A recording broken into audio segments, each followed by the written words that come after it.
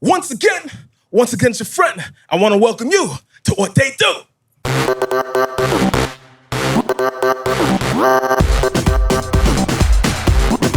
What they do.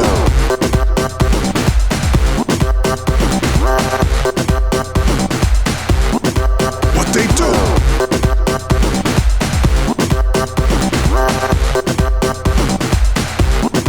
What they do. Curry chicken. What they do. You heard that? You know what they do. What they do is a place where we say what's up, what's popping. You know, it's a Miami slang.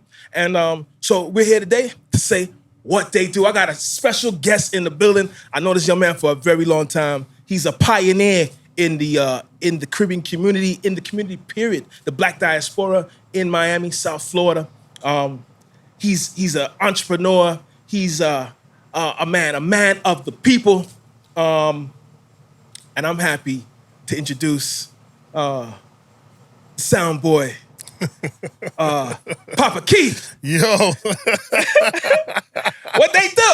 What they do? Oh man, you got it, man. I'm so happy, man. You know, I'm excited. I'm excited too, man. Because you're special to me. You're special to the community. A staple in the community, and for you to bless me and bless what they do with your presence, man, there's not much more you can ask for. It's been a time coming, though. You know, it's been Definitely. a time coming, and I'm happy I'm able to make it too. And I'm a fan of the show. Thank you. You know, I've watched previous episodes, and you put in some good work, man. So I'm happy to be here. Yeah, man. Well, we're trying our best. I think there's a place, a void that we're trying to fill. Talking Caribbean music, Caribbean diaspora, the business of music, and I think that there's a gap there that many people are missing. Especially down those lanes. So hopefully we can get into all of those things today. Absolutely. You know what I'm saying? Because of your sound knowledge of the business. I met you. I don't know if you remember, but I remember. I came back to Miami in 2006. Right? This was from the armed forces? From the Air Force, yeah. Okay, gotcha. Right? And I was rolling with Cell Construction, Kwesi. Yes. Right? Yes, the two brothers, right? And Chet Swayo. Yes. And Kwesi was like, yo, you have a Papa Keith type of vibe. Right? I got to introduce you to Papa Keith. And so I was like, all right, I used to rock my fitted low like you. Yeah. I had a clean shave, you know what I'm saying, and a bald head. And it was at a dance at FIU. Oh, and, wow. Yeah, you were playing there, and that's when we met. And I think I met you then, and we've been rocking ever since. And I just want to tell you, I appreciate you for for letting me be in your circle. Well, Miami's king of soca. That's what I crown you, man. You've been consistent. Yeah. With your music and trying to keep soca, pumping year round and representing Miami with your soca, which is extremely difficult to do. Extremely difficult to do. Almost impossibly difficult to do. Yeah. But you don't stop. You're consistent. You're a presence, and we respect that, man. Thank you. After the years, looking back, we anybody who doesn't respect you is out of their mind. Or doesn't understand. Man, I appreciate that. So, I want you to get into some of your, and I don't mean to rush that. I really appreciate it, right? No, for sure. I think there's so much to talk about, and really I want to talk about you. You know what I mean? But I want to get into. I don't know if we need to go into chronological or we could just advance the conversation. But staple in the community of radio, of music, right? You're currently at 103.5 The Beat. Yes. Which with your own show. And can you talk about your move into radio and where you were and then how you got into radio? Yeah, for sure. Yeah. So it's a funny thing. Like I've always been a part of a DJ group, since my high school days in Brooklyn. We had a sound called In Touch with me and my boy Foosh, who's still down here right now in South Florida. So we still together, so to speak, after all those years. But in high school, we used to play sound. And then I left and went to Miami came to Miami and I connected with Ricky Castro and K-Lox and joined them with Soul Syndicate. You know, so I was doing the sound thing and I was always the mic man, you know what I'm saying? Worked with Renegade as well, joined the Renegade sound. So those are the only 3 sounds I ever been with. Because I didn't want to be like a sound whore. So jumping from different sounds. So it was cool playing sound and all of that was fun and DJing and had some great times. But after like my last sound I was playing with, which I believe was Renegade, you know, I had 2 kids now. And then I was kind of concerned to like, what's my future gonna look like? Okay. You know, like, am I gonna be like this DJ forever? Yeah. I looked at DJs who were doing it for a while and it didn't seem like it was a illustrious kind of career. So I was like, man, you know, no insurance, no this, no that. So, you know, I started getting interested in radio and there was a young lady by the name of Darnella Dunham who kind of introduced me to radio, helped me get in. And then when I started understanding radio and being able to talk to the masses of people, I just loved the idea of it. I always been a fan of radio. As a kid, I used to mock all the radio DJs, Okay. you know what I mean? Yeah. I was kind of like a major hype before we knew what a major hype would be. All right. So I used to clown and mock and do all the stuff that major hype, you know, does. But, you know, I never thought it would be like an actual opportunity for me to be on the radio until I actually did, you know? And from that, you know, I think I found what I would like to believe is my calling. You know, although I did really good with the sound business, I really believe radio was my calling, you know? So that's how I cracked into that. And that was like around when I first was into radio professionally, because remember I did underground radio for a lot of years too. So underground radio with Mix 96 and Rhythms 94.5. Yeah. You know, those kind of honed my skills. And it was also a way how I got discovered too. You know, I was on rhythms too. Yeah. That's right. Big up Soca Bash crew. Yeah, man, that's right. That's right. So, you know, just with doing underground radio and then having the opportunity to do radio, starting off at 99 Jams, you know, was an amazing opportunity for me, man. So that jumped things off and I'll never look back since. It's been since, like I said, 1999. So I'm going on 26 years. Mad. Yeah. You know, I too grew up in an era of radio. And one of the things that I wanted to ask you today was, how relevant is the radio today? That's a great question. You know, people would have you believe, like, you know, one of the most insulting and goofy things that people would say to me, right? And sometimes people don't think, they just say, right? But I would meet somebody and they was like, oh, you sound familiar. And I'd be like, yeah, you know, I'm always humble. You know, I never puff my chest out and whatever. And I would say like, yeah, I'm on the radio, name is Papa Keith. The first thing they would respond and say is like, oh, I don't listen to the radio. So, you know, it's like, okay, thanks. You asshole, but you know what I'm saying? But Thought you were okay. gonna say something on TV. Yeah, you know, no problem. Yeah. Thanks for letting me know that you don't listen to radio, but you recognize my voice. Yeah. Okay, cool. But that's just how people roll, right? But this is what I would say about radio, right? At the end of the day, we have our phones now which has taken over so many different Aspects of our life, right? With social media, with Spotify and streaming services and all these different things, right? At the end of the day, when you want a human connection, radio is there for you. I just did a podcast of my own where we talked about the Miami music scene, and I was trying to tell one of the artists, because he was saying to me, oh, music is old, and what are y'all doing, like, you know, to compete with streaming? And I said, we don't have to compete with streaming. At the end of the day, Sizwe, you can listen to the radio and call me and say, hey, Keith, give me a shout out. It's my son's birthday. What streaming service can do that for you? Yeah, none. Hey, Keith, I'm sending you a song right now. Try to see if you can get it, you know, on for me in the next hour. You know, I have a record label that wants to hear it on the radio. Sure. What streaming service is going to do that for you? So there's still a lot of things about radio, a lot of authenticities about radio that people should be able to appreciate. You see, I wanted to ask you about, once upon a time, it's going to lead me to another question, but once upon a time, an artist, a label would hit every station, right, with their record, you know? Right. And I don't know because it seems to me that many of the shows that I see that have some level of vibe is more like a TV show. It's more like, like more talk than anything else. Right. Right. It is that part of business and shopping records and bringing records to the radio still something that many of these mainstream artists do? No.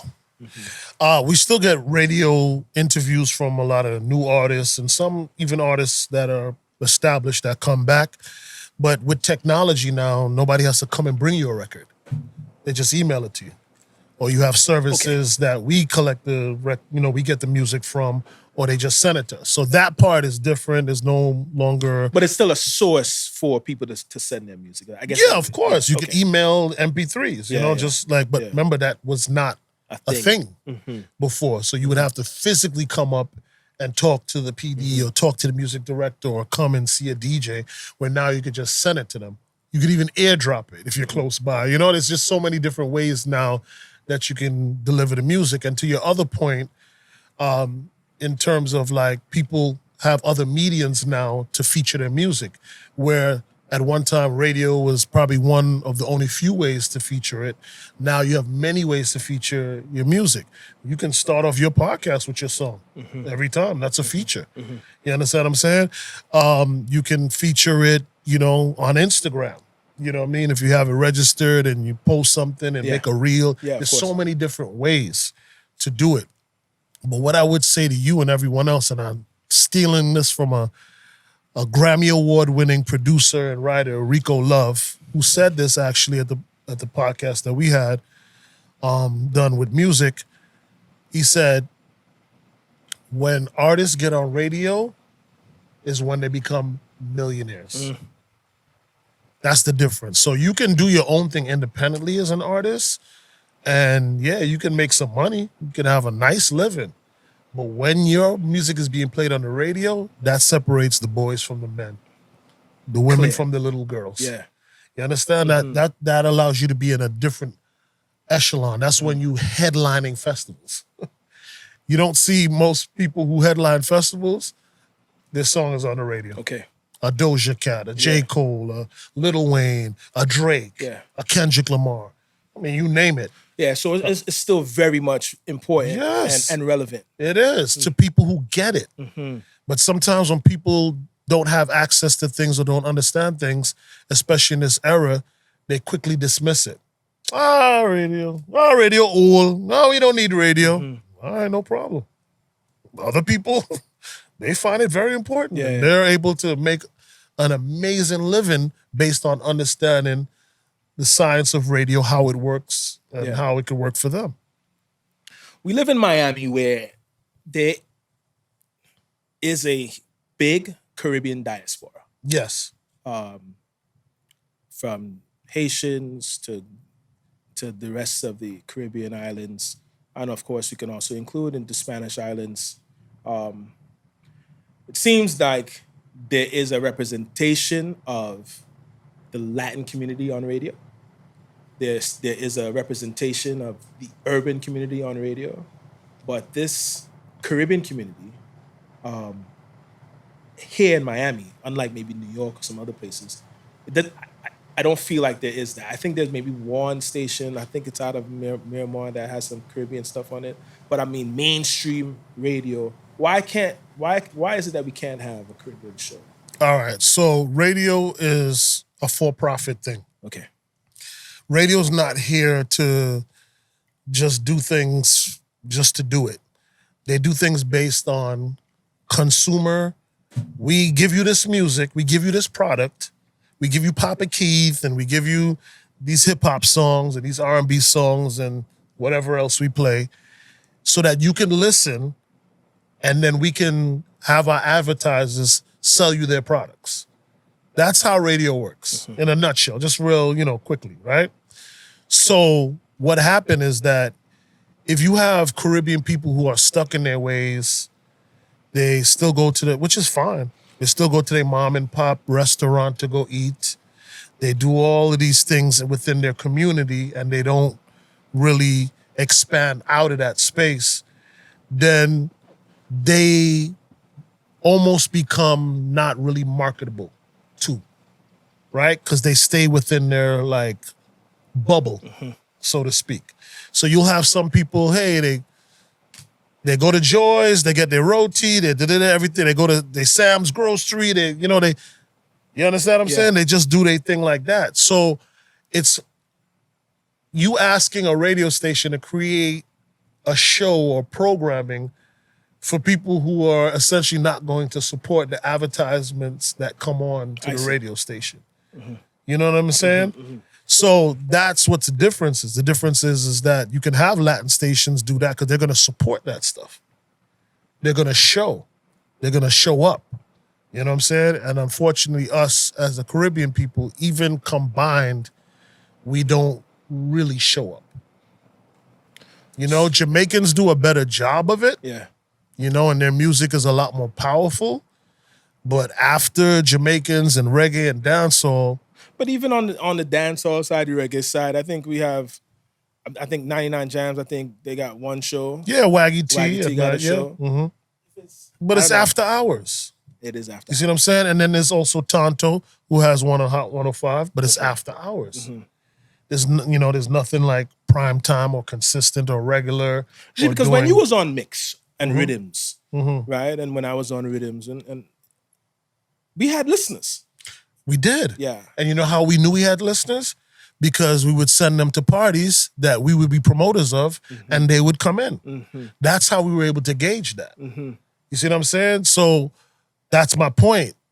How do they gauge the listeners on a mainstream radio station? Caribbean listeners. You see what I'm saying? Yeah, I hear you. So that's the difficult part. Nobody's doing anything wrong.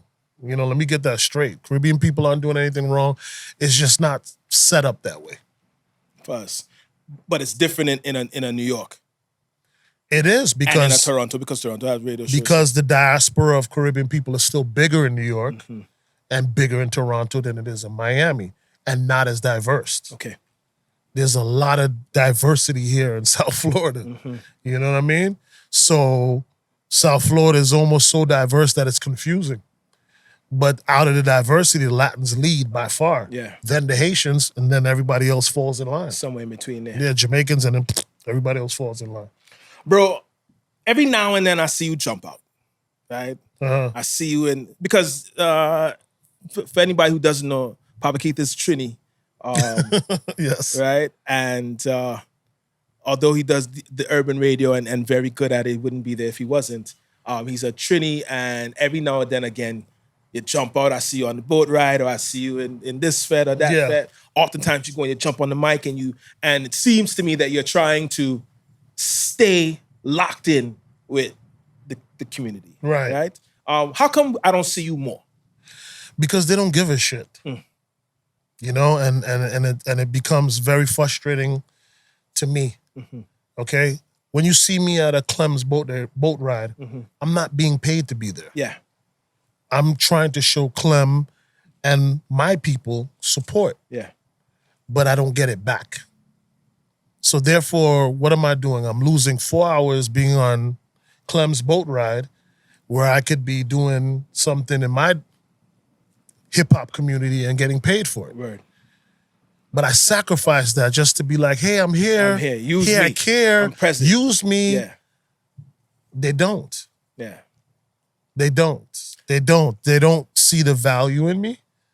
They don't see the value in what I do strongly enough. You understand what I'm saying? They don't uplift me. I would say this because I don't want to sound like a sad puppy.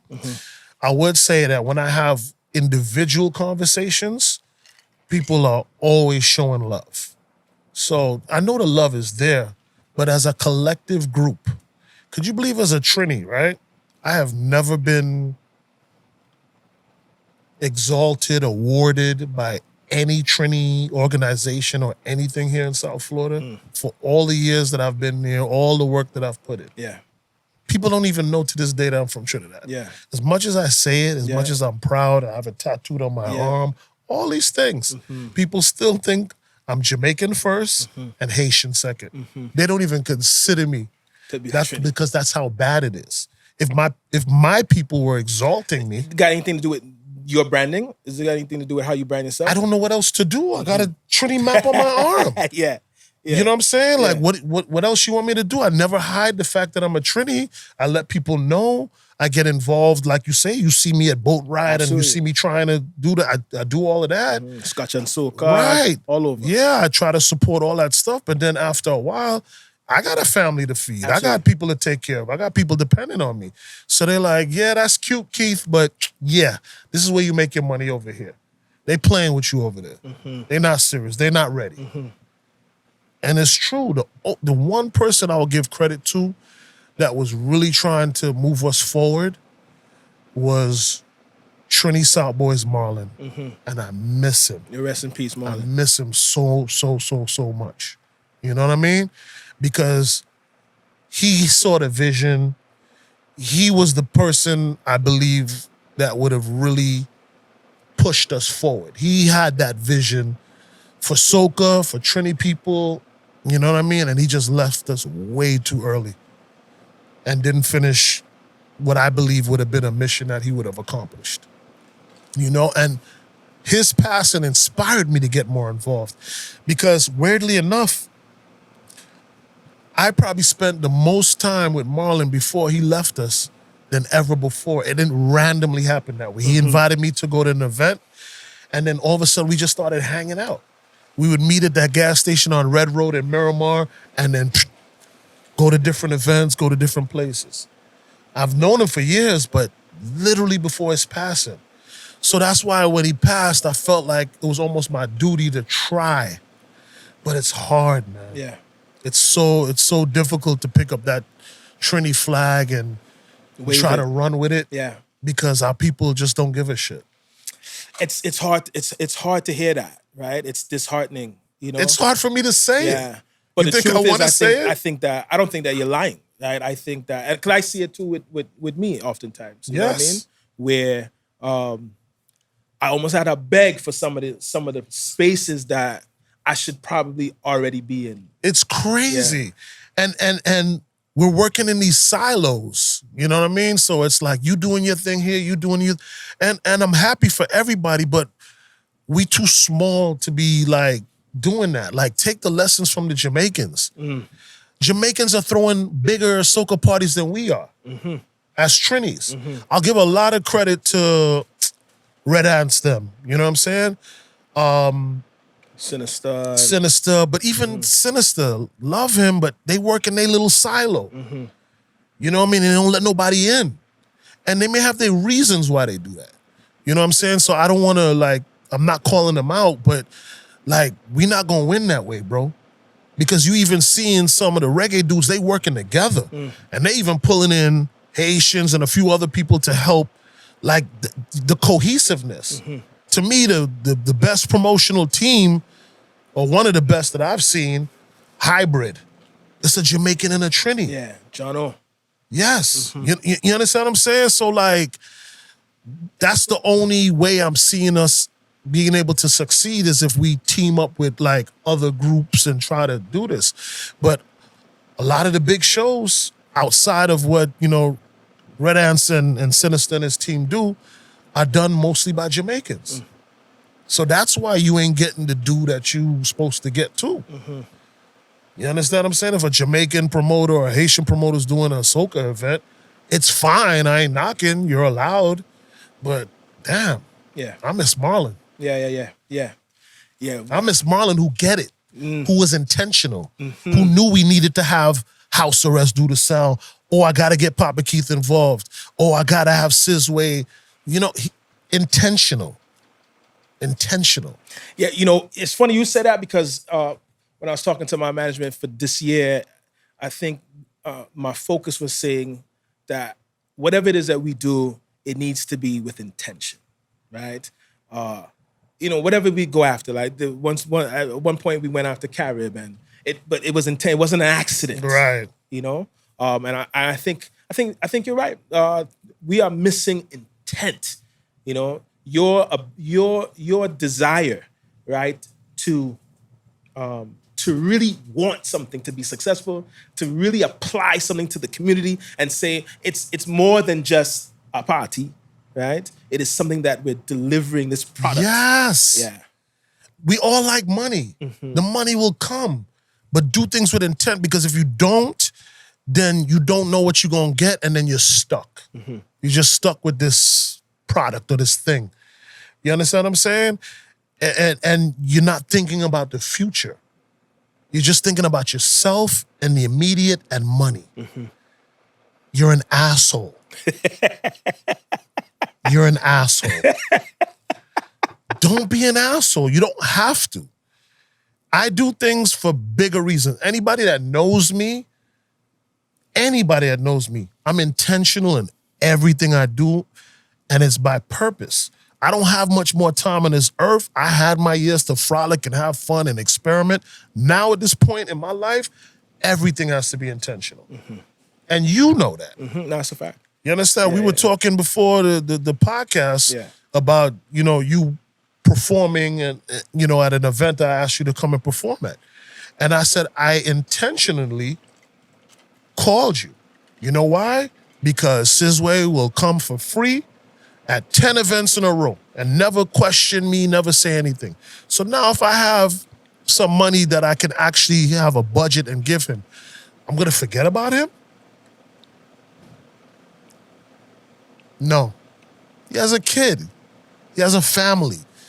You know what I'm saying? He's trusting me with his talents to say, yeah, I'm going to give you this talent because I really want to make it and I want to make something of myself. So I'm going to see that and just be like, yeah, no, I need to keep more money for myself. Yeah. I'm not an asshole. Yeah, it's bizarre.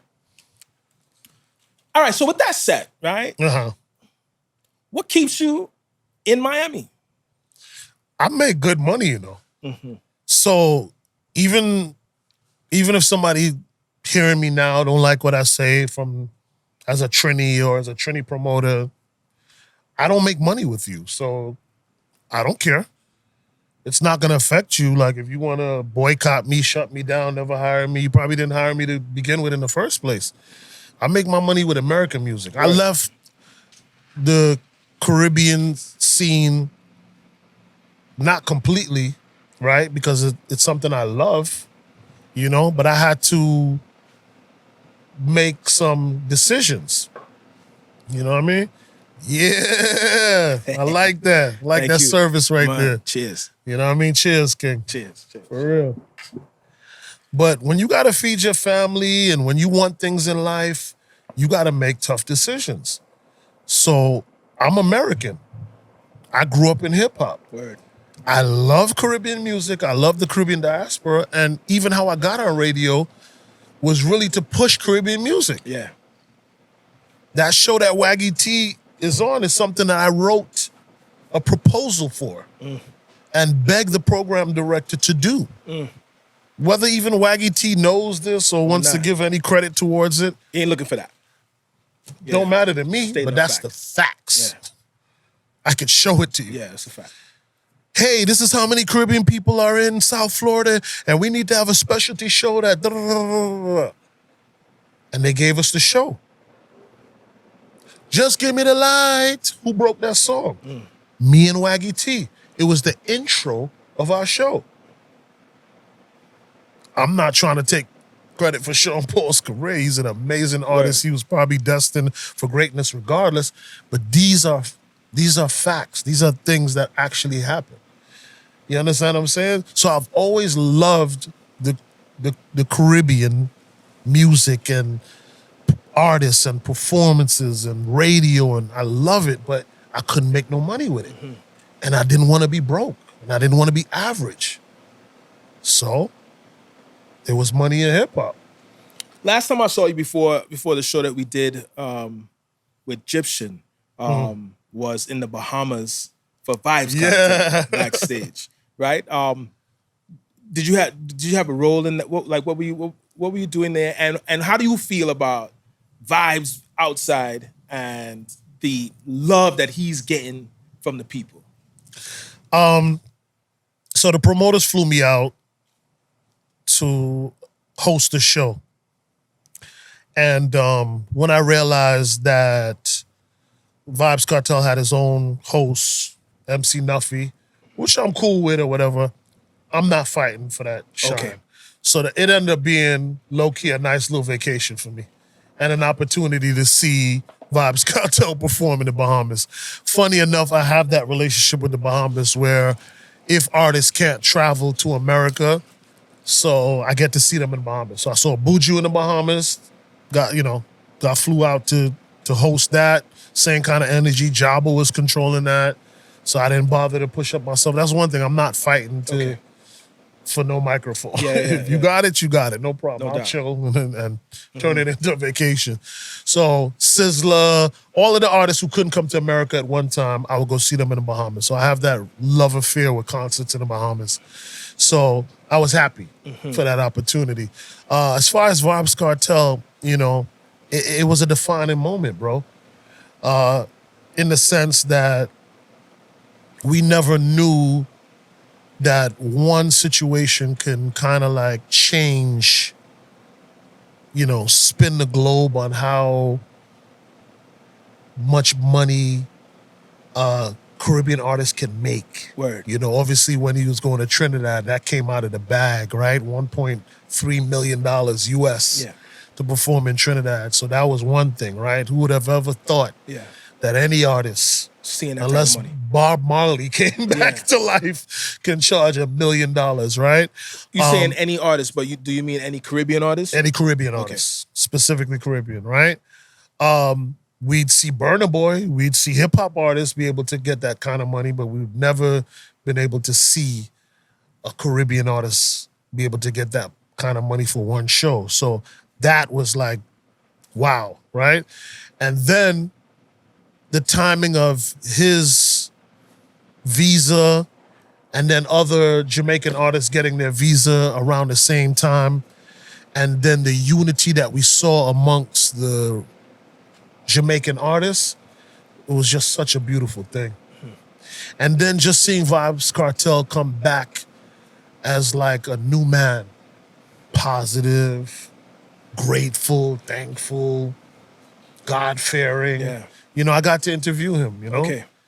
And wow, So I think it was good for the culture. I think it's good for the business, and I'm all for it. I love it.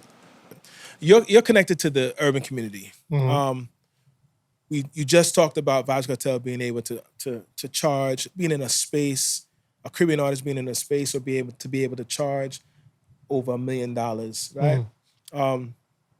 Although you might not be as connected as you are in the urban community to the soca community, do you have an opinion as to how soca, and specifically, can get to a place where artists ain't begging for $1,000 or $2,000 or $500 a bottle of Johnny Walker? You know what I'm saying? Like, Yeah. how do we get to a point where artists can could live? And I don't mean the top 3 or the top 5, right?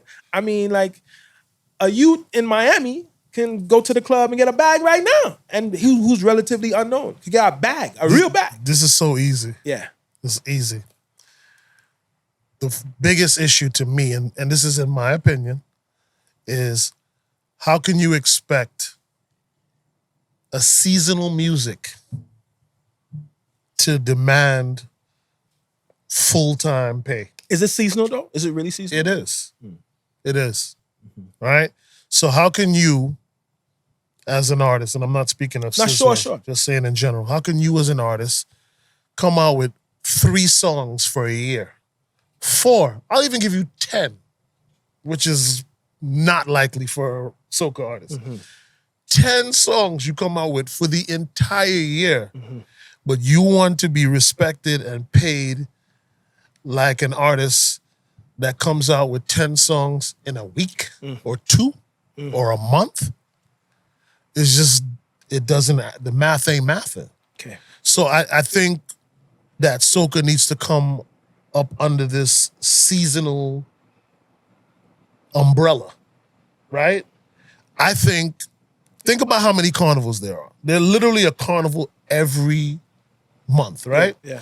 Imagine if there was new set of songs for every carnival. But I think that's why I asked you, is it seasonal? Because there are new records for every carnival. Because right? there's different, no, there's not. There's different seasons, right? So let's respect that, right? So we have carnival season in Trinidad where mostly the bulk come from, right? But remember, Trinidad used to have it by itself at one time, where 90% of your soca came from Trinidad and 10% came from Barbados, right? That's just back in the days, how it used to be for the most part, right? So we know that Barbados, they have their carnival, which they call Crop Over, which is in August, which is a different time from Trinidad's carnival, which is in February, March, right? So it's still seasonal. Because even if you coming out with your music for Crop Over, you still coming out with those same 3-4 songs, and that's it for the year. I'm talking about if every artist was to create a whole new song and a whole new vibe for every single carnival that went around everywhere. Yeah. That Marshall was to do a Crop Over song, that Bungie would have a crop over. That doesn't exist. They do their maybe one or two might. maybe 4 to 10 max songs for the season. Yeah. For their season. So for their carnival season, if you're Trini, you'll probably drop it somewhere in between September and December, and then it'll carry you through till Carnival, and then people play it. I'm gonna tell you, I like how you're dropping the information, right? Because what you're doing is telling the viewer that you know what you're talking about. You know what I'm saying? And I think that's the thing too, right? Because people might say, what you talking about, right? But the fact that you know the information, you know the dates, you know the season, you know what it is, I think it's important for people to recognize. Yeah, but that's what it is. Yeah. And then the other problem that soca has had for many years, and I would say it's probably changed a bit more now, but more, back in the days till now, is that they're very selfish with the music. It's very cliquish, right? We don't introduce people to the culture. It's like, yeah, this we thing. Oh gosh, you know what I'm saying? I'm telling you as a person with 2 Trinidadian parents, right? 2 Trinidadian parents that literally came over to New York to breed me so I could have citizenship. That's all it was. 2 years prior, I would have been born in Trinidad, right? So they knew what they were doing, right? But I get labeled a Yankee, like the hat you have on. So people like me, the nerve. I'm sorry. No, you're good. People like me, Giselle Owasi, and many others, we find ourselves in a position of having to overprove our Trini culture and heritage. After being born by 2 very Trinidadian people who just came to America to have sex to have us there so that we are U.S. citizens, which is what everybody was doing at that particular time. But because we weren't born in Trinidad, we get labeled less than Trini Yankees. Yeah. How does that make us feel? So we're outcasted. And I have 2 Trini parents. So if me as a Yankee is outcasted, how are you treating everybody else? Are you inviting people into the culture? Are you introducing people to soca music? That's what reggae did. One love. Everybody come. Okay, black, white, Chinese. Inclusivity. Come check this out. You see, I think, who were we talking to about? I think it was Barry, right? And we're talking about Carnival. There's a talk about Carnival being a soca thing, and it should only play soca, right? No matter where it's being held, right? And some of the argument is either, it's Carnival is a soca thing, and yes, it should be that. And for some others, it should be, how could you expect only soca when we're trying to be inclusive? And if it's Jamaica, maybe you should expect to hear some reggae. I would love Two arguments. Not saying that that's my position. Yeah, because they scared. They scared. They scared, and they have a right to be, and they should be. Who's scared? The people who want it to just be soca. Okay. They're scared. Okay. Because the reality of it, all right, if you want to live in the real world and you don't want to be scared and you want to understand how things really work, then you'll truly wrap your head around the fact that, again, you're bringing seasonal music that's extremely limited, right? So there's 5 or 6 to 10 songs per artist. You're on the road for 12 hours for the whole day. You're hearing certain songs over, unless you play some back in time music, so forth and so on. You want to collect everybody's money for costumes and for your parties to come in. They're not all Trini. Okay. They didn't all grow up on soca music. They have an affection and a love for soca music. You understand what I'm saying? So they want to be a part of that, or they like the carnival, or they want to put on the costume and stuff like that. To me, right, instead of being scared, open it up.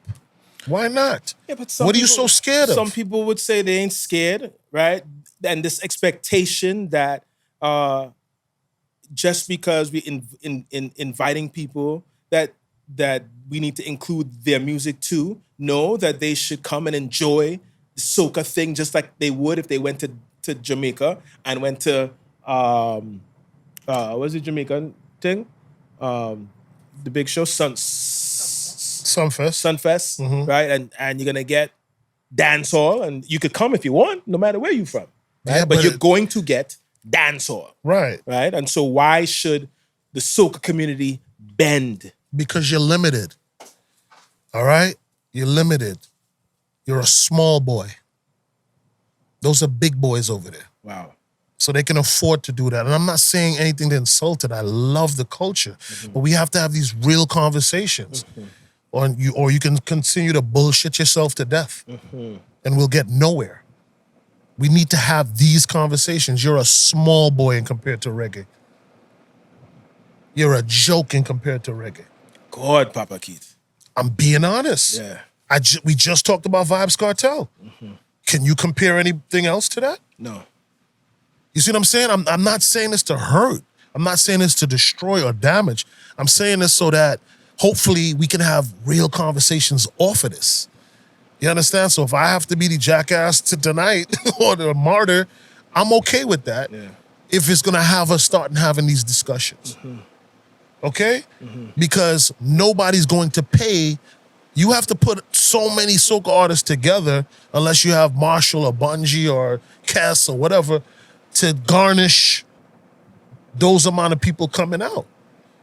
You understand? That's why you have concerts like Best of the Best where they'll mix up, and try to get a gap. That's what you have to do if you really want to pull 30,000 people. I had Kylie Singh here, promoter, Jam Down Management, and he said, if you bring Bungie one night and Popcorn the next, or that same night, Trinis are not going to see Bungie. Right? Y'all said and it, the not comments were like, I was shocked. I was like, I am going to go see Bungie. But the comments were saying 100% true. You're a little boy.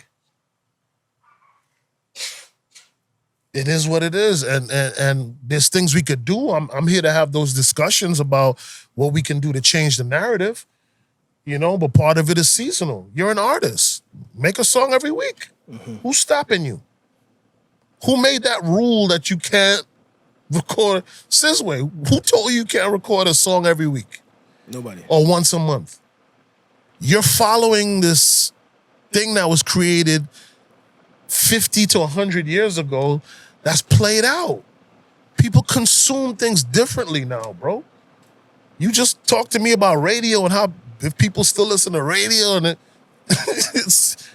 we have the phones, we consume, we want. If I like your music, I don't want to have to wait till February for you to drop 3 to 5 songs and then enjoy those for the rest of the year. Can't work. You're an artist. Be an artist. Yeah. Spit that shit out. Let's go. What you got? Oh, I didn't like that. Oh, but I like this one. How would you ever know if you wait a whole year, focus on 3 to 5 songs, and then that's it? I think if I could push back a little bit, Please. but just a little bit, because I don't necessarily disagree. I think the culture dictates, right? Or for some, maybe who might be scared, right? To say, well, I gotta save it for the season, right? I gotta save it for the. But you're saying the very thing that I'm saying is the problem. And so it creates this circular thing where like we don't necessarily want the season, but the season still exists, and so I have to conform. Or maybe why does the season exist? Because we're not putting out enough records. That's it. And it's just gonna take either, I hear Marshall doing interviews, I hear Bungie, and I love them both. And I even talked to Bungie the other day on the phone, and maybe that's a conversation I need to have with him and try to see, what we could do to try to fix it. But, I listen to their interviews and I listen to them talk, and I know they want more for the music and the culture. But to me, that's what it's gonna take. I would love to see, why isn't Bungie featured with other artists? I know he did some stuff with Busta Rhymes, so I'm not going to take that away from him, But why isn't it like just give me shit year round, man? Let's go. Why am I waiting? My brethren, Classic, released a record called Dancer, and it's doing like phenomenal numbers. Crazy. Right? Crazy. He's my friend, and I'm really proud of him.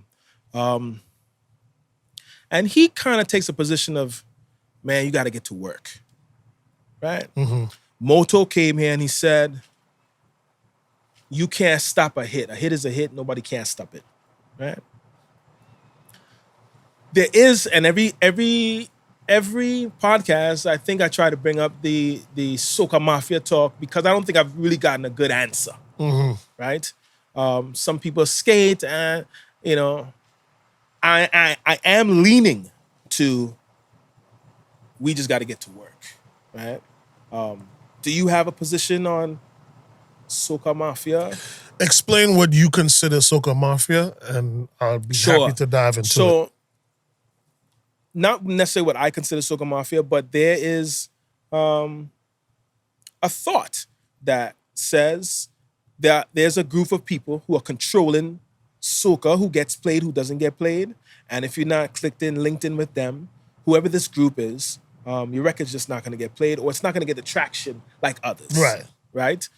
And it's an actual thing, regardless of whether or not people admit it or not. All right. Well, that's definitely true. And I can tell you that from my standpoint in any genre. Soca, hip-hop, reggae. That's when I didn't care for, like, if you notice, I've never produced any record or any album. I've always been on the fence with it. I've always wanted to do it just as a checklist, but I never did, because I always would feel a way about DJs and radio personalities who become producers, because for many years we depended on producers to get our music from them or to support them. And then now, if we're taking dual role as personalities or as DJs and producers, to me now, we're going to push our stuff, and then we're going to use our influence to tell other radio DJs to push our stuff. And now that takes away slots and opportunities from people who just do producing. So the same way how you as a DJ or you as a radio personality, you wouldn't appreciate if a producer said, you know what, I go open up my own radio station and play my own music and to backside with you. Sure. Or I'm going to open up my club. I'm not going to hire you. I'm a producer. I know how to match beats. I'm going to start DJing as a producer, in this club and start taking, we would be offended. Yeah. So you don't think they're offended that you're trying to be a producer now? And now that could have been my opportunity to have my song played, your song is on there because you have that leverage. You know, so there's mafias in all, in all things. And that's a part of being a mafia to me is something like that, you know, where you're flexing and you're able to take your leverage and deprive opportunities for other people. I believe people can be entrepreneurs and can jump out and try different things, but, you know, I think people should respect lanes as well, too, you know, and respect how things work. It works that way for a reason. You understand? So not because, you know, you want to try something or you want to, you know, get your name out there in a different realm, you know, you got to be careful of whose toes you step on. It's classic, right? It's motor ride. The artist just can't be thinking about that. We just got to press go. Yeah. Yeah. What else? You're an artist. Be an artist. You know what I'm saying? Don't worry about marketing. Don't worry about this, that, the other. Just be an artist. Be an artist. Papa Keith, I'm going to pivot. Please. All right. You are community-driven, community-centered, right? And there are not too many positions in life that is connected to the community, like a radio personality, right? Right. Because you're with the people. The only other thing is running for office. Yes. Commissioner Wildcard. Right. well, I lost, but you know, nothing tried, nothing done, and it's almost in similar fashion to what I was just explaining. There was things I needed to learn. You know, it's not because I love community, I'm in the community, I'm doing things for the community that it makes it just a pathway for me to be into politics. But before you go, I didn't say. I just said Commissioner Walcott. But you ran for commissioner. What seat was it? Number 3 in Miramar. Number 3 in Miramar. You had some good competition. And so what was that like? You went into there was things for you to learn. And why? So it was a great experience now, even losing. And I know it's might be sounding cliche-ish to some, but I'm just telling my truth. I think I learned so much of a better lesson losing the election than I would have ever learned winning. Right? So what I would say is that I felt a calling. I stopped making as much money that I could have made being a radio host and a host in clubs and stuff like that because I gave a lot of that club stuff up. For the last 10 years, 80% of the stuff I do is community stuff, free stuff, you know, things of that nature, you know, putting these things together, producing them, People Matter Fest, all this stuff. Yeah. So I haven't been active on the club scene. Plus, I'm older now. Sure. You know, I kind of leave that to more of my younger cohorts and, you know, to handle that stuff, right? So I was looking at my trajectory and saying, like, what's next for me? You know what I mean? I've been doing things on a radio host, community guy level for a while, and I always reach a ceiling. Every 3, 4 years, sometimes even 2 years, depending on what office, I would have to start all over with my community efforts with new commissioners, new mayors who may not understand who I am, what I did, and I'd have to re-explain myself and start all over. And when you're doing things for a community that needs things, you know, you have to be consistent. Consistency is key. If you're trying to get people to put down their guns, if you're trying to get people to register to vote, they want to see that you're consistent in order to believe and to buy in. So if I do something like the People Matter Fest, I don't want to have to stop it and then explain myself to a new mayor who doesn't know what this is about, get the buy-in, all this kind of stuff. So I realized in order for me to create the change that I really wanted to make, legacy changes, like something I could do now that could change people's lives for the next 10 years, I had to get involved, like really involved. Word. Which is running for office.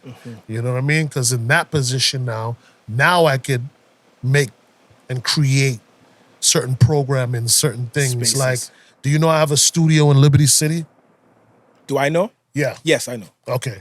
So I have a studio in Liberty City because I was at an event that I was doing with the mayor, a Christmas event where we were giving away stuff, and the director of all of the parks in Miami-Dade County was there, and I just happened to just lean over to her and say, wouldn't it be cool if kids who didn't play football or basketball could come to one of your parks and do something completely different and enjoy, and have that space? And then she was like, what are you talking about? I was like, man, could you imagine if we would put a studio in one of your parks? So suppose I don't want to throw a football or bounce a basketball. What is there for me to do here? Wow. And 2 months later, she gave me that space. Wow. We had the pandemic that kind of took it a little bit longer because it happened just before then. And 2 years after that, we have a studio that Guitars Over Gun does the programming for it, that kids now can go after school and learn how to be a radio personality, learn how to play instruments and record and be the next Sizwe C. That's what's up. You know what I mean? Yeah. So me moving into that space, I'll be able to create those type of things that could really shape the community and a child's life. And those things are what make me happy at this stage of my life. Like, I've seen it all. I've experienced most of it. I've traveled. I've played music as a DJ. I've met my idols as artists and people and actors and interviewed and done all of that stuff. And it's all cool and I'm very appreciative of it. But what warms my heart is being able to change the trajectory People's lives. of people's lives, especially children. You know what I'm saying? When I could give them hope to be something more than what they see in themselves. You know what I mean? Who changed your life?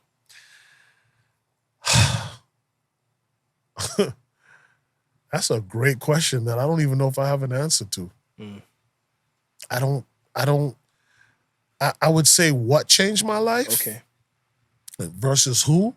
I would say there was few people responsible for helping, but what changed my life was, I'm not scared of that word, woke. What allowed me to become woke was this group called New Florida Majority invited me to host a rally around getting people to get involved with voting.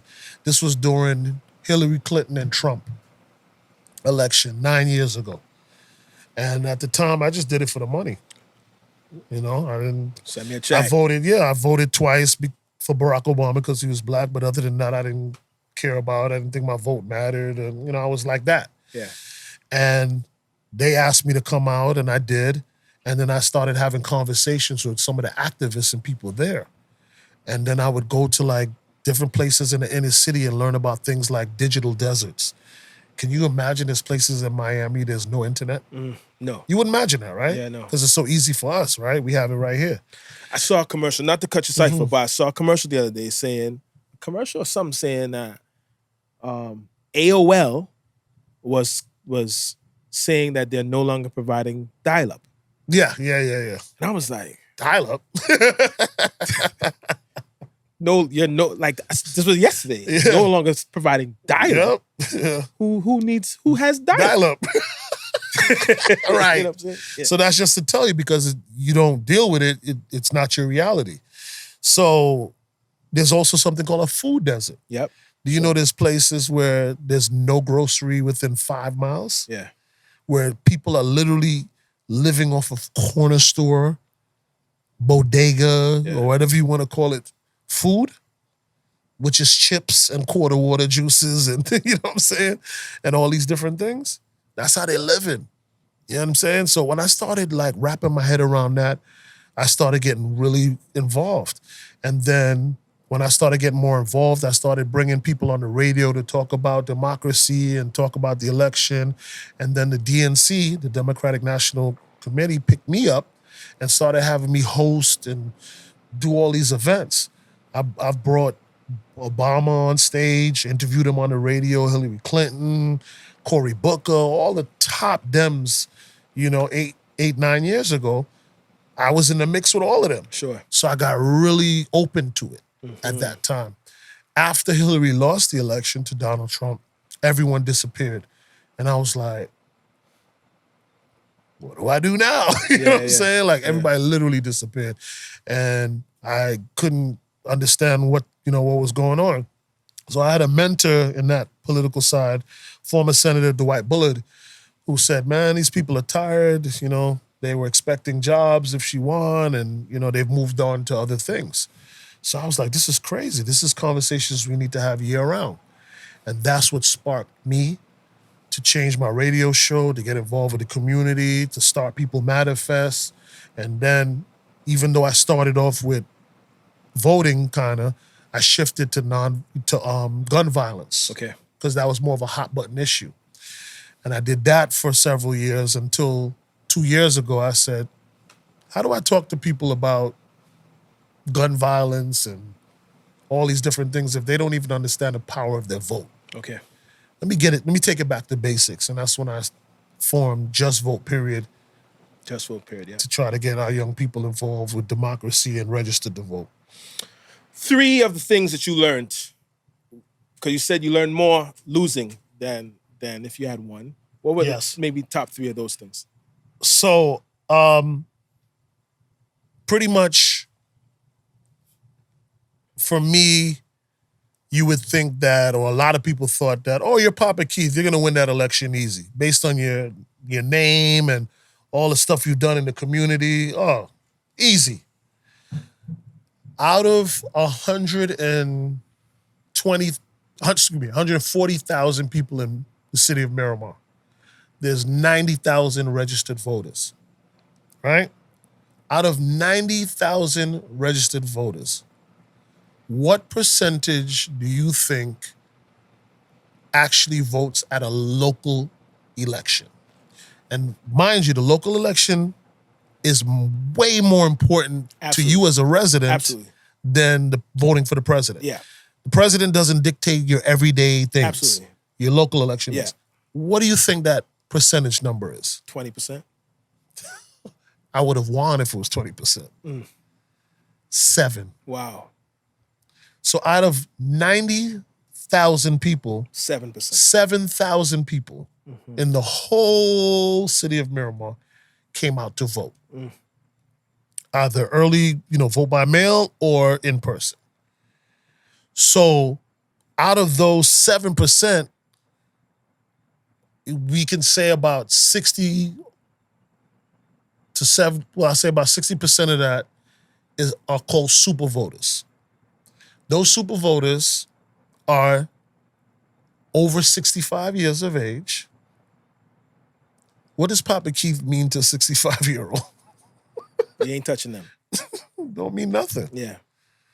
It's not relatable. So all of the people our age, my age, your age, younger, they don't vote. They don't vote.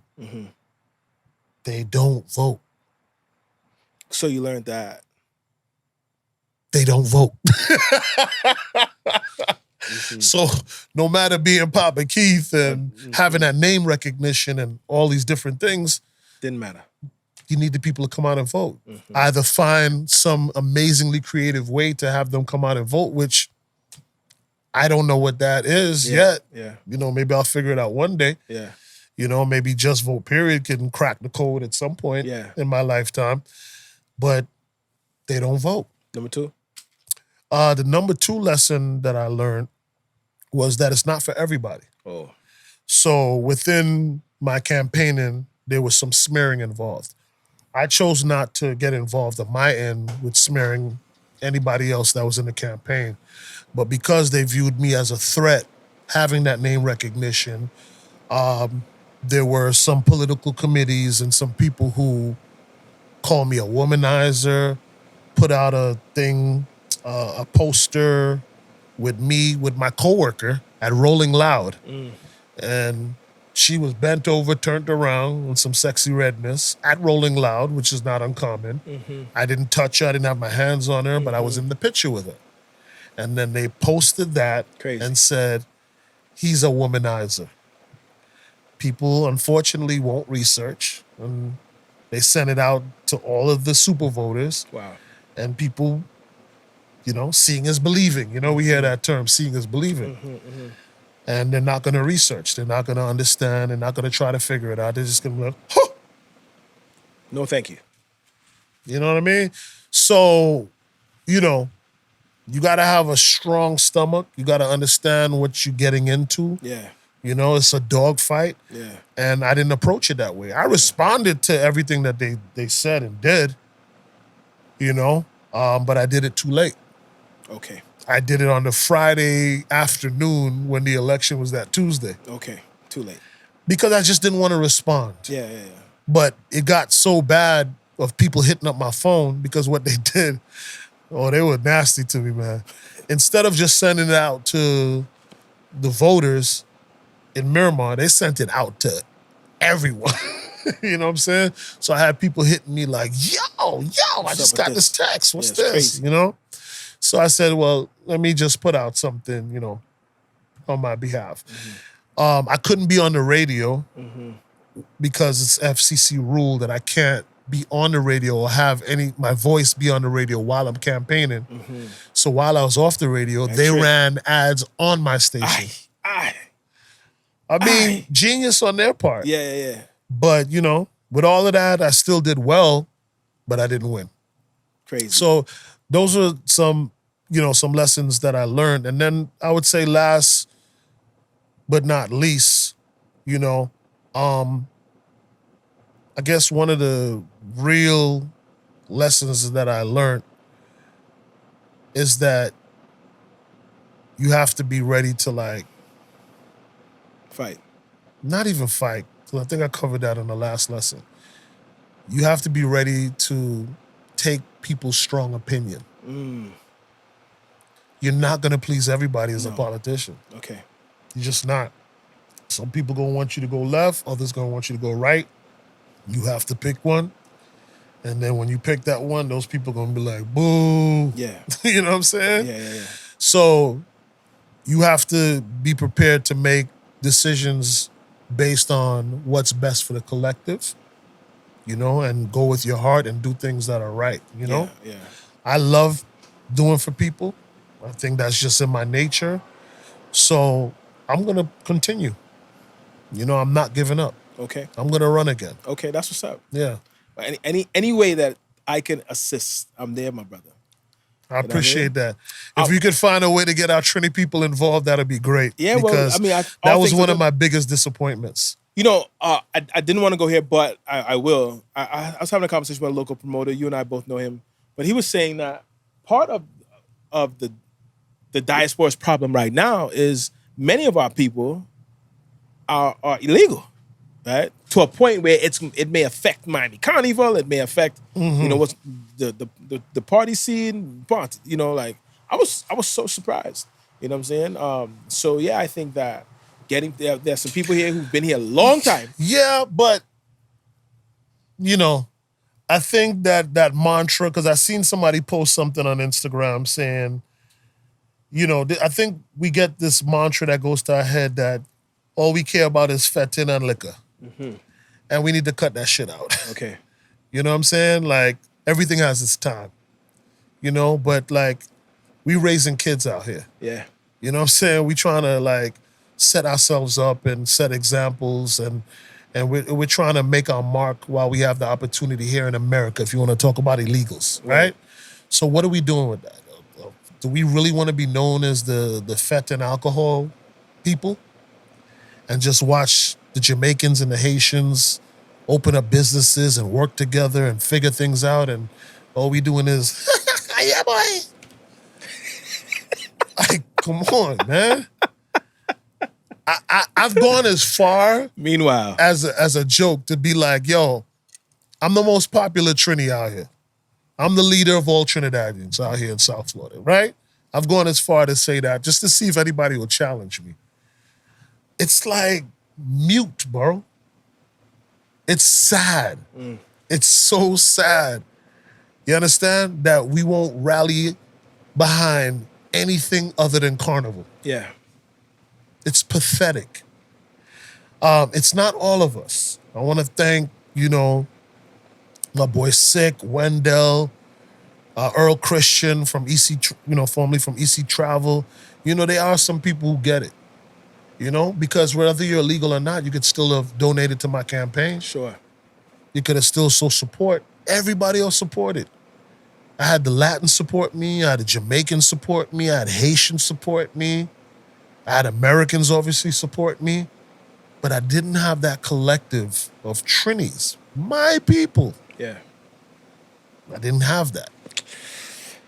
That has to be a horrible feeling. It is a horrible feeling. Yeah. Because I remember when And hold up. Yeah, sure. Sorry to cut you. And let me had won that seat. They'd be the first to be like, "What I doing for them?" It's sad and bad. Mm-hmm. But I'm committed, right? So all the shit, all you hear me talking now, you understand? I'm still committed. I'm still gonna try to find a way to figure this out for us. Word. Because I ain't leaving it so.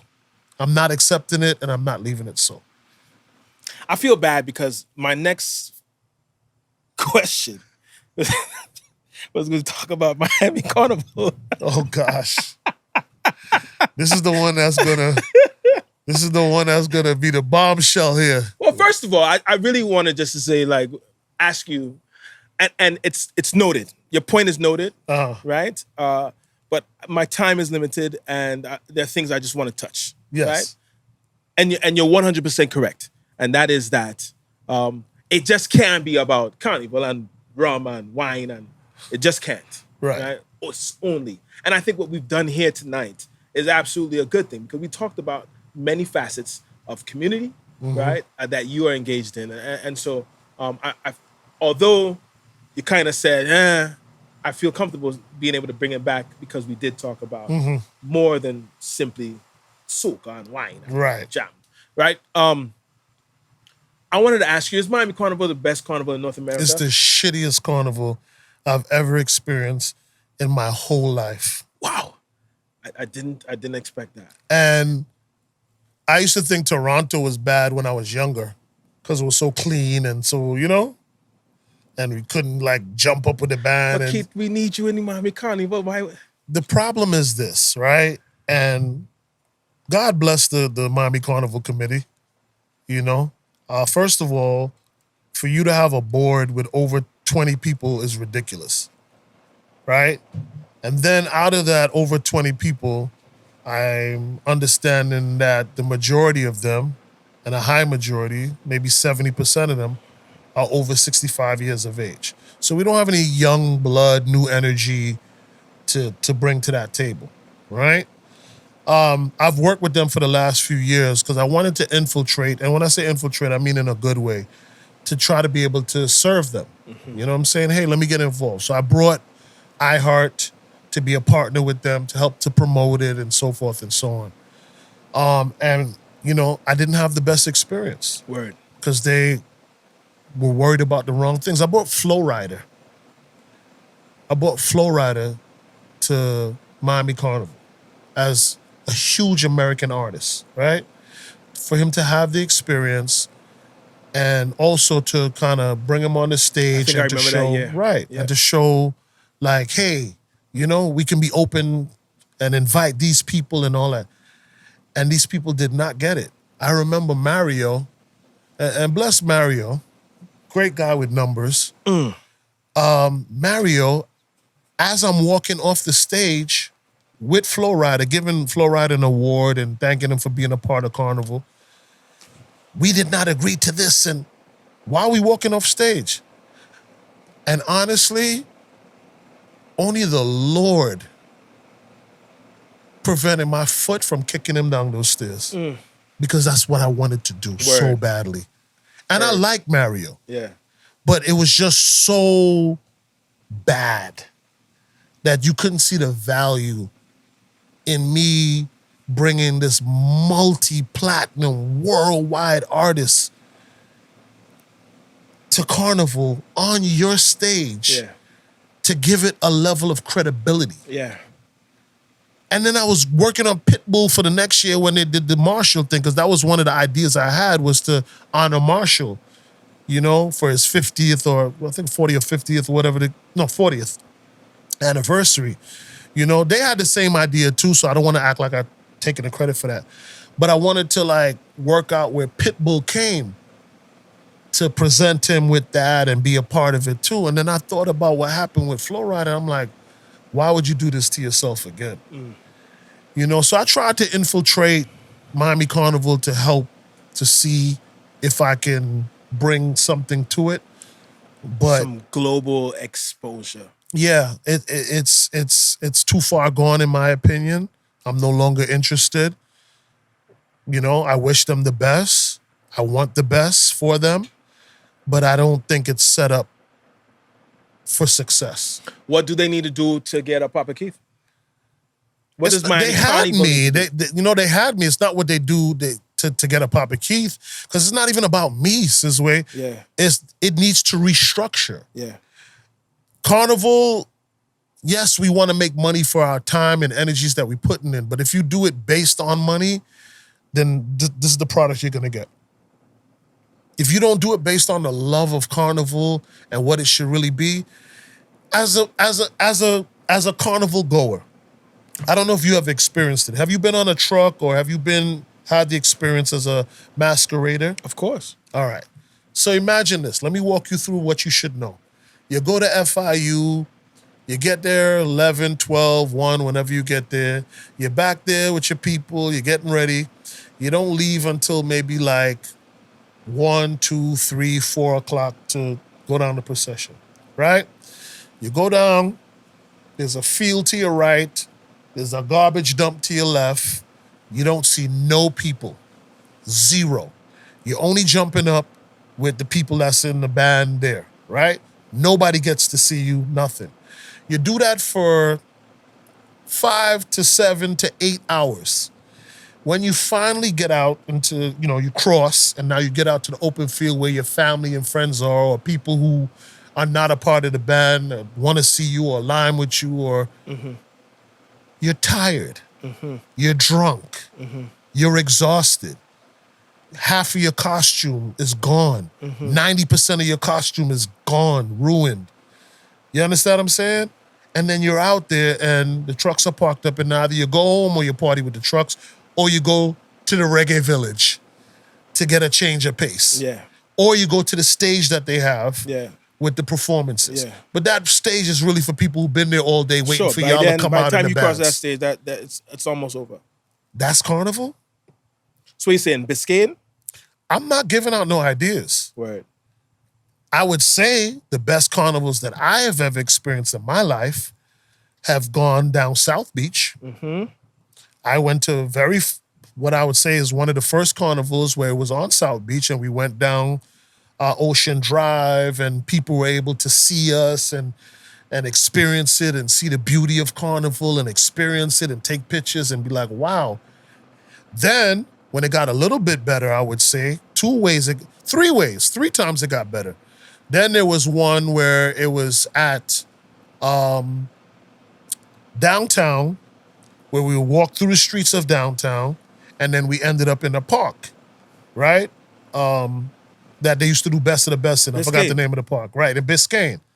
So down at Biscayne, that was good because we was on the road, going through the city, and we would end up in a park, and that was good. You know what I'm saying?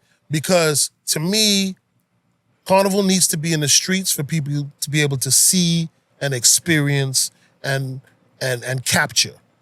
It doesn't need to be hidden behind a fence, you know what I mean? Behind a paywall. You know, and stuff like that. So who in the current Carnival now would possibly get to see a band? other than the band crossing the stage, if you're there.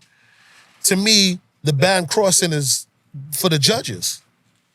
But it should be something where the community can come out and experience and see. Yeah. You understand? Our rich and beautiful culture. And there was a time it was in Miramar, by the stadium. Well, that's not Miramar. That's the city. That's by. No, there was a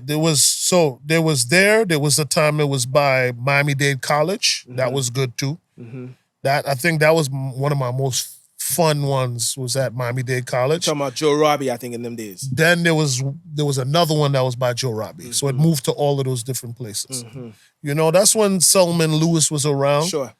And doing his thing. And then, since his passing, I don't know. Unfortunately, and this is no knock to Joan and the whole organization. I'm just speaking my piece and my opinion. You know what I'm saying? Yeah, I was going to say that I'm fortunate because my dad chaired the carnival for a couple of years. So I got to see and experience, but I've always been a part of carnival, right? All my life. He's been in some level of carnival, and by proxy, then I'm there, Right. And so I was able to see it on the road, and from an organizational standpoint, and then see it behind the wall. So what's your take on it? I think Miami Carnival is the best carnival in North America, right? Currently? In North America, yeah, there's no carnival better. So when you say carnival, I need you to break that down. Sure. The actual carnival or the weekend of events? No, I think the actual carnival. How can you consider that the best? Yeah, I think the experience itself, right? The climate, the people. What experience, Sizwe?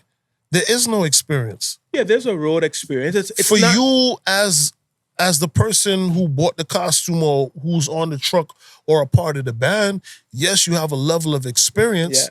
But can you imagine nobody sees that, bro? Yeah, nobody? I think for hours? I think you have a point, but as I am specifically speaking to the masqueraders experience, right? And them having the time of their life, right? On the road, on a road, maybe not the road, but on a road, and taking a jump, right? With some of the best DJs who come from around the world, for them to free themselves during the celebration of freedom.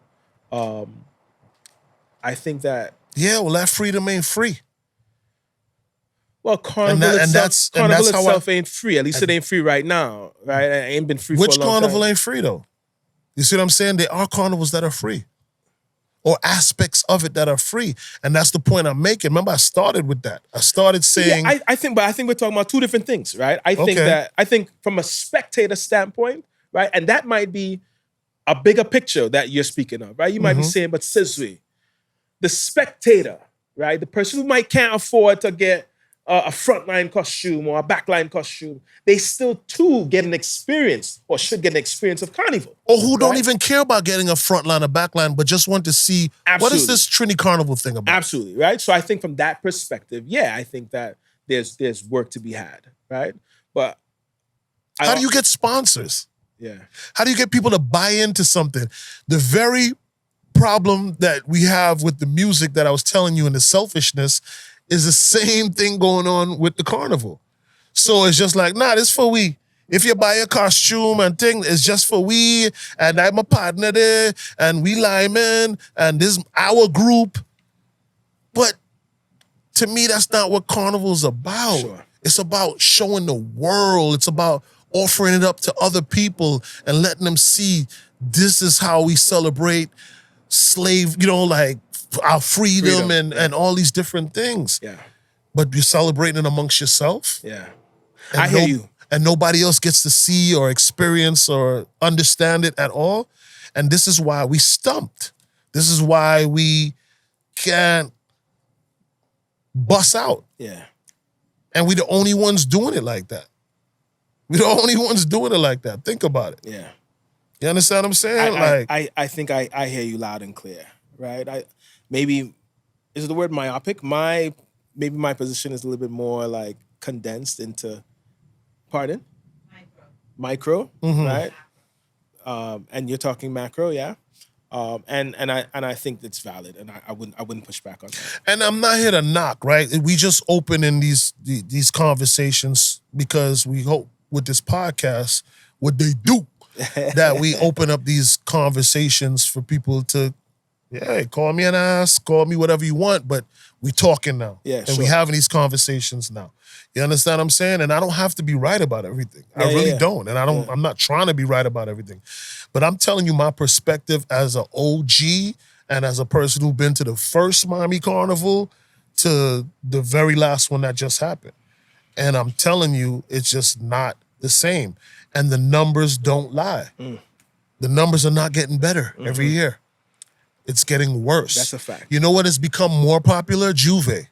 Why is that? You see what I'm saying? Like, come on. Like, the writing is on the walls. Yeah. You know what I'm saying? Yes, Carnival has to make money. Yes, they have their stuff to do, and I want them to make money, and I want them to succeed, but everything is a give and take. And sometimes if you give a little bit more, you'll be so surprised at what you get. You ain't gonna get no real sponsors hiding Carnival behind FIU's ass. Sure. You understand what I'm saying? Sure. You're not. I'm sorry. What big brand is gonna really wanna be impressed by that? And we brought brands to Carnival when I had that deal with iHeart. Dunkin' Donuts, Tito's. You understand what I'm saying? The Mesman and Dover, a bunch of different brands that we brought to have that Carnival experience. And they didn't come back. You know, I brought Asa on to the show, and he had a lot to say. Didn't he leave the organization? No. But He's still with them? he's still with Miami Carnival, Bless his heart. and that episode hadn't come out yet. Okay. You know? So I don't know if this is gonna happen before that episode. We don't know. this So, will be hey. after that. There'll be after that episode, but it's gonna be right on time. It's gonna be the next Okay. the next episode to drop. There's two things I want to ask you about. Two things I want to talk about. The first of all, this podcast is really supposed to be 50 minutes, right? And Yeah, we we're don't well follow beyond rules. that, right? And but it's good because it ain't we're not forcing anything. Right. Going back to radio, you've been fortunate, maybe through just your position or through your hard work, to have to interview many global stars. Yeah. Right? Would you care to list maybe a top three like that? You were like, man, I can't believe that I'm doing this. Top 3 worst interviews, maybe. Worst? And then a top 3 best. Sure. Top 3 worst, Kanye West was horrible twice. He's really a special guy. Yeah. He's very self-centered, and like I just couldn't imagine, like, you're such a huge star, but you still want everything to be about you. Even within the interview, he had that kind of behavior, you know? Real erratic and stuff like that. And this was years ago. This is not even Today's modern day Kanye, Kanye yeah. West. This is when he did our concert called The Beatdown many years ago, right? Like, talking like, just to give it relevancy, I'm talking about like 2004, 2005, around that time, right? Another really bad one was Future. I was geeked about his interview, but you know, sometimes you get these artists that they're just too cool, man. So it becomes pointless. You know, they don't really want to answer anything. They're like probably high as a kite and you know, that kind of energy. Yeah. That wasn't fun at all. You know, to be such a big artist. Yeah. You know what I mean? I was really, really, you know, disappointed with that interview. But, you know, I mean, he went on to be an amazing artist because that was also early in his career. And actually, I did another interview with him after that was a lot better. So I'll give him some credit for that. I interviewed him in Houston because I used to do radio in Houston as well as Miami. Okay. Right? And they had their concert out there that he was performing at, and I interviewed him backstage. So maybe his energy was different, or he was vibing for the show, you know? So those were probably my worst interviews on that regard. And then the worst one to end it out was a rapper named Polo G, who fell asleep. I remember Polo G. I remember Polo G. Polo G fell asleep. He had on dark shades, so I didn't really know. And I'm interviewing him, and he fell asleep. Sleeping. So apparently he was at BT's on the river till 6 o'clock in the morning on whatever he was on, and I'm talking to him, and he's sleeping. So those are the 3 worst interviews. 3 really good interviews for me. One was Triple X Tentacion, Okay. who unfortunately left Passed us. away, yeah. Young guy, but super intelligent. Yeah. Man. Talked to him for like 45 minutes. He taught me a lot of stuff. Yeah. You know, so I really appreciated that. So shout out to Long Live Triple X Tentacion. Another good one was interviewing a legend, Mary J. Blige. Word. Someone who was so iconic to me and love her music and, you know, and her just her history and her struggle, you know, everything she's been through, and to be able to talk to her about that and, you know, talk to her about when she's sad Mary, making the music better than when she's happy Mary, and having her break all that stuff down. That was really, really good too. And another really good interview that I had, I would say probably DMX. Come on. I mean, it was wild. You know what I mean? He lit up a joint in the studio, like just typical DMX energy, super intelligent, but man, just wild. I got a story. I got an ex story too. I was on a plane coming back from Iraq, and I landed in New York, and then I had a flight from New York to Arizona, and X was on the plane, and he was barking on the plane, and I want to pick up the trash, you know, and he insisted on picking up the trash from everybody, and you know what I'm saying. Then we chopped it up when we landed in Arizona, and I was able to give him one of the things that I had from Iraq, and he was like, yo, people dying, you know. And it was Is that why you start your podcast with that DMX voice? you know what they do. Is that your ode to DMX? Maybe. There's a subconscious thing there, but that's what's up. You know, I thought maybe you might have said Nipsey might have been one of. You know, Nipsey was a very good interview, and he dropped a lot of gems. You know, so maybe he would be top 5. Okay. You know what I'm saying? But, you know, the top 3 is who I said. But Nipsey was a dope interview for sure, man. Papa Keith, Rockers Island. Yes. Shout out to Butterfuko. Rockers Island was my baby, man. A lot of people don't know. I was a lot more involved with Butterfuko and his promotion in the early days, you know? So just as much as it was his baby, it was my baby too, you know? And it was really, I would say, launched me as like a host, you know, at a high level. You know, Rockers Island did that for me. And Mix 96, man. I was just so grateful for that time and those opportunities. It really helped to shape, you know, who I am today. You know, so I'm very appreciative of it. You know, man, we've sat here for a little while, and I just want to say thank you so much. Right? Nah, King. You know, a person of your stature, a person like you who has created a lane for themselves and can pick and choose, right? What they're gonna do, when they're gonna do it, right? Because they've earned that, right? And for you to say, yo, Sis, I'm coming on the show, you know, More so, Sis, I'm driving an hour to Homestead. Facts. Yeah, I'm driving an hour to Homestead to come and vibe with you a little bit and gear a little forward. You know, they say good friends is better than pocket money. Yeah. And, you know, you're my friend. I appreciate you. I consider you to be a living legend, right? And I hope that we can do some things to really appreciate what you can bring to the Caribbean diaspora specifically, right? Because I think a mind like yours is absolutely needed, right? Because you have experience in the big picture. Right? Sometimes we have this small-minded mentality about the things that we love and the things that we do. Right. And you have the big picture experience. Yeah. You understand what I'm saying? So we're gonna work and continue to work. I appreciate every opportunity that you've brought to me, because bringing those opportunities to me, bring it to my family, to my kids, and to my associates, people around me. You know what I'm saying?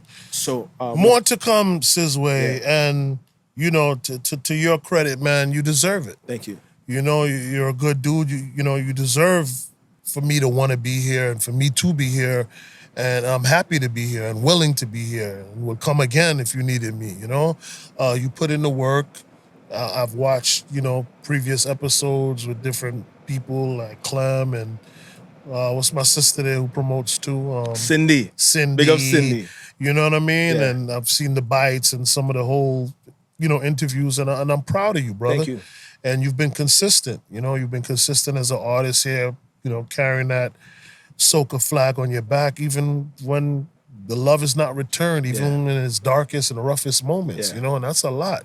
So, you know, we share similar struggles as well. Yeah. You know what I mean? So I would be remiss if I don't, you know, support those who putting in the work and who are trying, you know, and putting it on their back, you know?